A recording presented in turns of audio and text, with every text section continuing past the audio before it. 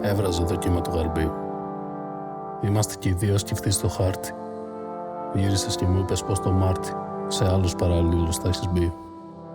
Με αυτόν τον τρόπο ο Νίκος Καβαδίας προαναγγείλει το θάνατο του δεύτερου προσώπου. Τα τατουάζ των ναυτικών αποτελούν μια παράδοση που χρονολογείται αιώνες πίσω.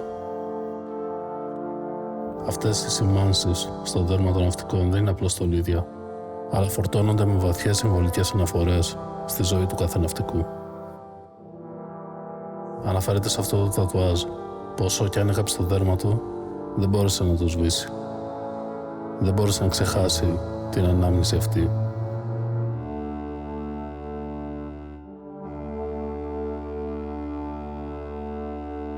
Το άλφα του Κεντάβρου μια νυχτιά, με το παλινόριο πυρακά του, μου είπες με φωνή έτοιμο θανάτου, να φοβάσαι τα άστρα του νοτιά.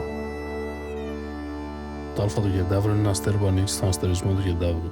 Ο αστερισμός αυτός αναπτύσσεται στο νότιο ουρανό και είναι ένας από τους πιο αναγνωρίσιμους αστερισμούς στο νότιο ημισφαίριο της Γης.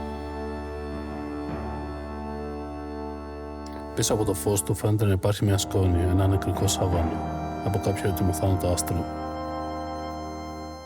Αν και απόλυτα συμβολικό, δεν υπάρχουν αποδείξεις ότι ο Καβαδίας γνώρισε αυτή τη σύνδεση. Αλλά είναι πάρα πολύ ενδιαφέρον πως μερικές φορές δουλεύει η σύμπτωση.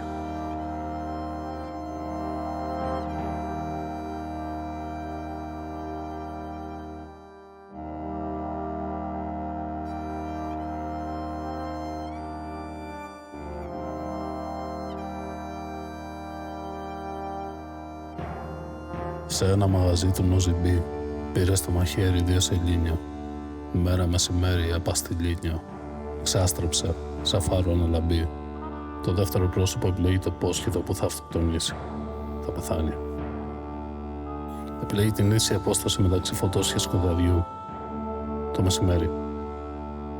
Και επιλέγει τη λίνια που είναι η ίση νοητή γραμμή χωρίς το βορρά και το νότο. Και εκεί αποφασίζει να πεθάνει.